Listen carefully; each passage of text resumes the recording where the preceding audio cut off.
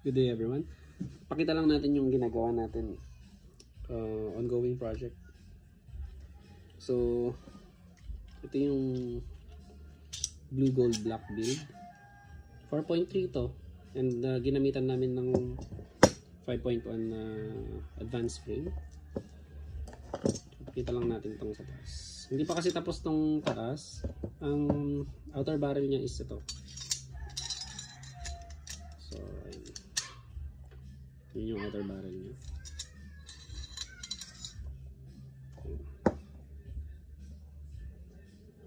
Spiral storm. And then yung blowback housing niya is of course edge, and then yung nozzle niya is Guns Modify speed nozzle. Tapos yung custom size na o-ring namin. Then wala pa siyang hammer pad. Then ito JLP to na 4.3 sight, napakagaan, aluminum. Then since ang mount ng front sight ng mga Dr. Black is medyo maluluwang, ang ginagamit natin na sight dito is yung may mga screw. So ginamitan natin siya ng kaw-kaw na front sight, which is okay lang naman kahit 2 mm yung kanya, yung insert niya, kasi gagamitin naman to sa speed QB. And sa practical shooting kasi 1.5 or 1 mm ang the best na fiber insert. So dito 1.5, dito 2 mm. So ayan siya. Ito nyo, 140% nozzle spring, AIP, made by AIP. The best nozzle spring in the market for high kappa, 140%. Ayan. So yung sa baba naman is hindi pa natin almost kompleto na to, pero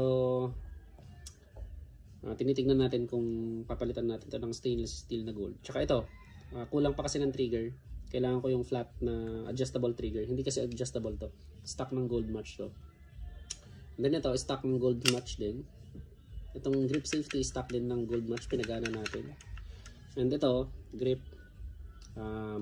itong grip is, so yung grip is dito sa banda dito niya is dating smooth na ganito. So nilagyan natin ng stippling para may ascent siya dito sa likod, parang dito sa harap, tsaka dito sa trigger guard. So nilagyan din natin.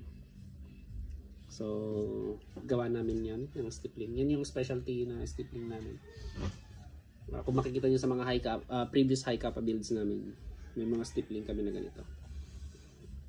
Then stock na gold match grip safety.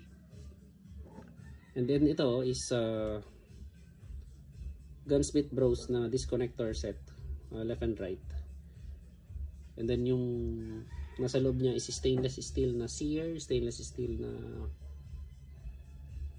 knocker, then mga pin. So ayan siya. Then yung sear spring is of course stock sear spring TM, nagtitipid tayo. And ito yung hammer spring is of course stock TM na naman with minor tuning, of course. Nagtitipid tayo eh. So ito yung kanya, yung trigger pull nya. Ayan, hindi natin. Okay. And ito magwell na STI blue para ma-complement yung blue na slide. So ayan yung build natin for this month, papuntang Davao City ito. Pero hindi pa naman tapos. Ang plano dito is gagawing speed QB setup. So lalagyan natin ng barrel adapter, then gagamitan natin ng lambda na 118mm na inner barrel, kahit medyo nakalabas daw ng konti yung inner barrel. Gusto ko sana, ang suggestion ko is 138mm since gagana pa rin naman ang tracer, kaso yung owner is medyo hesitant siya kasi masyadong mahaba na daw yung inner barrel. Tsaka baka mag-over FPS daw siya. Ayaw niyang masaktan yung mga adversaries niya. So, ayan.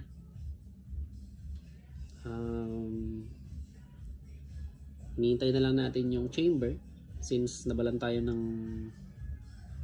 next speed na chamber. Ang gusto kasi ng may-ari is brass. At sa akin kasi next speed. Kapag high ka pa, next speed pa rin. Next speed ang pinaka the best sa akin. Mas magagawa ko kasi yung mga tuning na ginagawa ko doon. And yun lang. Yun lang naman to. Walang special. Almost stock. External controls, then stainless steel disconnector. Yan yung kasama lang ng advanced frame. Yung internals niya stainless steel. Then stock sear spring, stock hammer spring. Diba? Stock na hammer strut, stock na hammer, stock na grip safety, stock na thumb safety, stock na trigger bar with some minor tuning. Yan. Pero dito sa taas, walang stock. Yan. So, yun. Thank you very much mga sir. Sana po may na-share tayo sa inyo, may i-share tayo mga ideas sa inyo ngayong araw na to. So, yan. Good day everyone.